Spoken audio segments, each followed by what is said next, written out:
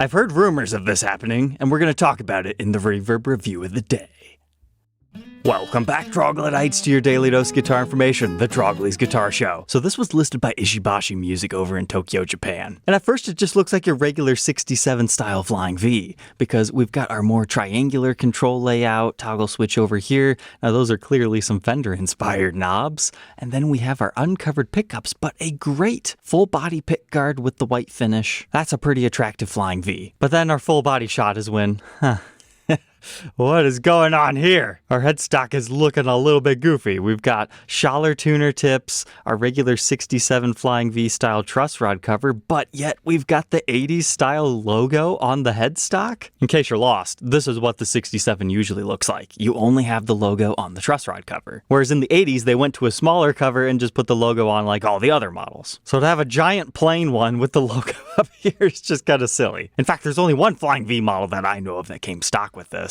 And that was a very small RCA limited edition anniversary guitar based on the Isle of Wight Flying V, but it has a mother of pearl logo going this way with the truss rod cover reading 25 years. So that means, hey, Mr. Seller, you've got some explaining to do, and explaining they kinda did.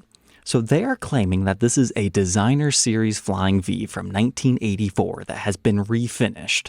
But that implies that not only was this refinished, but it was heavily reworked. Because in 1983, when the new alder body Flying Vs were introduced, they looked like this, but some of them had additional graphics applied to them. And let's just say, some are better than others. I've always heard rumors that sometimes people would refinish the more ugly designs. And that appears to be the case on this one. Our layout has changed, we now have a pick guard on it, and the original 84 was back routed, and we also no longer have that. I really, really wish we could see the cavity routes on this thing, because if indeed that is what the seller is thinking it is, that is just absolutely insane. And I'm confident you would see some sort of a witness line eventually on the back. But that is quite some extremities to go through to convert an 84 alder body maple neck V into the standard styling. In fact, I'm kind of suspicious if that's even the truth. But unfortunately, I think we've lost some things in translation here. But for about $2,000 shipped from Japan, it might be worth it for somebody to take the risk on. Just remember, full refinished guitars hide lots of sins. There could be a headstock repair, there could be a Kaler route fill-in. You never know. Next on our journey today, a beautiful 76 Les Paul Custom. Advertised as unbelievably clean, barely played. He hasn't touched it in 25 years. Which might sound good at first, but then that means it was actually played for the 25 years prior to that. And quickly flipping through these photos, I was like, what is going on here? That just appears to be like a ceiling chandelier light reflecting. But 1976 is when Gibson reintroduced the 3-pickup Les Paul Custom due to guys like Peter Frampton making them popular again. So you can find the ebony finish, you can find them in wine red, natural, and in artisan flavors if you like the Hearts and Flowers edition. The hardest thing about getting a proper 70s triple humbucker Les Paul Custom, though, is finding one in good shape. And this one seems to fit the bill if you're after one. For me, it's a little bit more than I would personally want to pay, but I have seen these things sell for good amounts. But I'm kind of a picky collector. If I'm going to pay absolute top value, I want it to be pristine. And unfortunately, this one didn't quite meet my expectations. But I do congratulate the seller for at least taking these additional photos to show that it's not perfect. We do have some stand rash over here. I could probably live with that, but it looks like we have a little bit more buckle worming than I'm hoping to find on mine. But if you're less picky than I, go ahead and make this guy an offer. It looks pretty nice. Just needs a deep polishing. But I've always loved the reflector knobs on these 76s. And she's listed for $11,000. Next up, another one for the collectors, an SG Goddess shows up in Violet Burst. $3,300 is a little bit high. However, it's the most desirable finish out of the run next to Rose Burst. Those are the two people are typically after. And if it truly is mint condition like the ad was saying, it's getting harder and harder to find goddesses in clean shape because you gotta remember, these things have a gloss top with a satin back and sides, so they show play wear incredibly quickly, and people are always replacing parts on these things, especially the tuners. I hate the top lock system.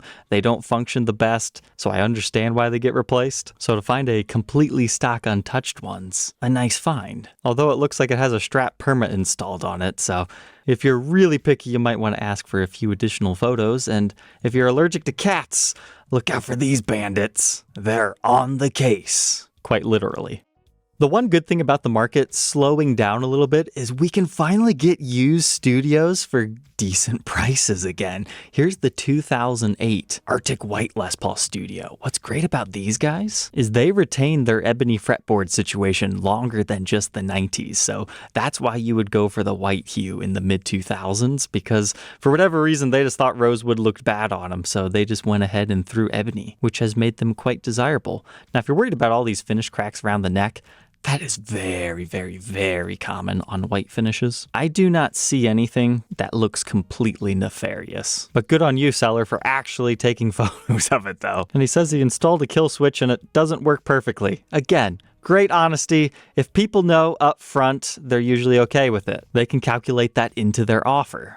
But if you surprise them with it, then things can go sour quite quickly. I'm not sure if he actually had to ream that out or not. It depends what kind of surround that has. Worst case scenario, just buckethead it. This next studio is listed in Uzbekistan. You don't see that every day on Reverb. I've got to say, I like this interesting smokehouse burst finish. Something about the way the sun's hitting this gives it the look of a refinish, but I don't think that's actually the case. It's quite a beautiful guitar there. But the real reason why I added this one to the Reverb review of the day is simply because this title. I absolutely hate that we live in a world where we have to specify that a studio doesn't have fretboard binding now.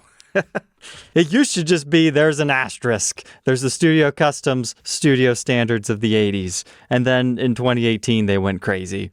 But now most studios actually do have the fretboard binding. Here was another cool find you don't see every day. The 5575 limited edition double cut reissue. That's right. This is a rare reissue model out of the Norland era. It's a double cutaway Les Paul special with the TV yellow finish from the 70s. It's fantastic, right?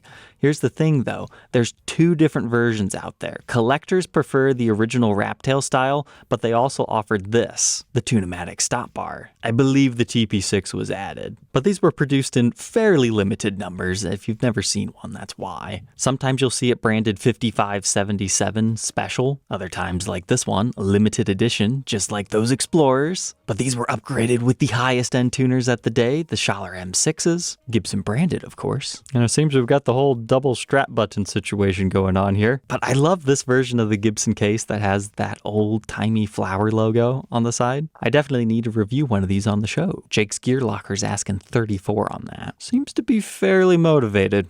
Maybe I will, Mr. Seller. Another one you might want to be aware of is an RD Artist 40th anniversary was listed today. These have a range between $2,000 and $4,000. So at $2,500 with the old-timey Gibson logo, even though they're reissue RDs, they're not my favorite. They just feel like giant cutting boards. They don't have much contouring to the edges like the originals did. And if I remember correctly, they have the shorter scale length. But there's still something so classy about this release. Just love the old Gibson pre-war logo in mother of pearl. It's so nice. And due to that, if there's a big RD collector out there, it gives them a reason to purchase this one on top of the other ones in their collection. Because A, you get to try the Gibson Gem series pickups out.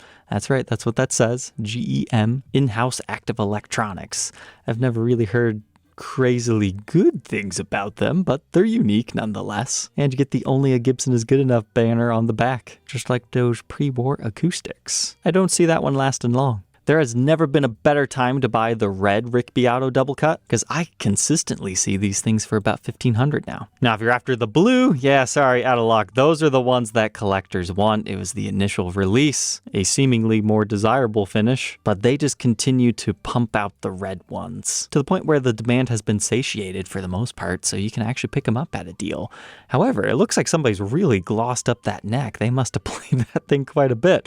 That started life a very faded satin finish.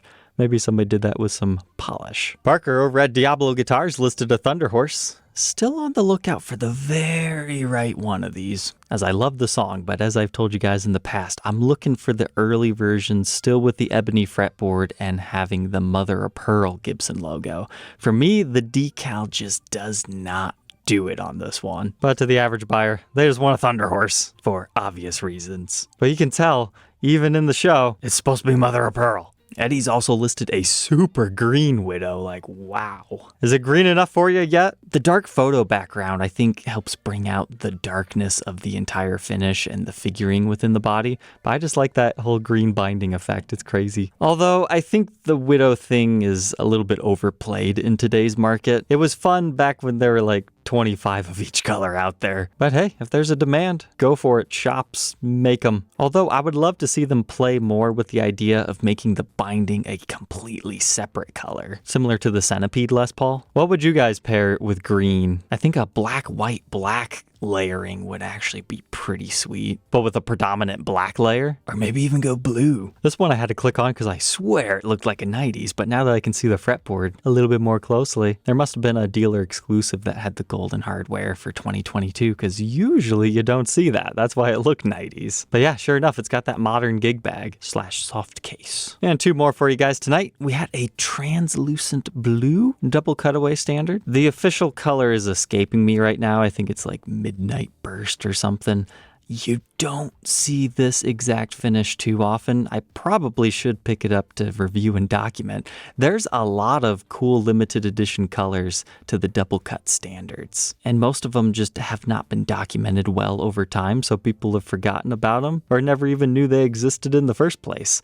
But that's one of the more unique ones in my opinion. Dare I say it, it makes the double cut standard look good. That's a fair price. Personally, I'd pay $1,200 all day long because I agree, that's where it will sell for that color. And lastly, the Noisy Pig listed Rust Burst. They claim it's a 2017, but if we actually come all the way over here, by serial number, this is technically a 2018 model, but it's production number 9 for 2018, so that makes it the 10th guitar of that year, and it's a custom Q. But being so early produced, of course, it started life in late 2017. And what you call it is kind of personal preference, but I usually go based on the serial number personally. That's really cool because it's not a super quilty guitar either. That's one of those quilts where it primarily looks like a flame, but it's just kind of got the best of both worlds going on. But this is around the time that the DC Rust finish first came out. It's a great color on the back for mahogany.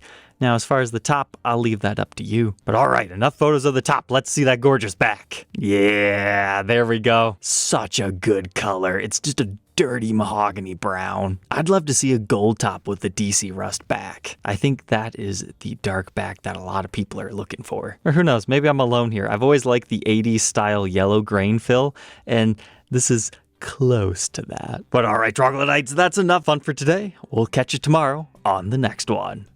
Take care.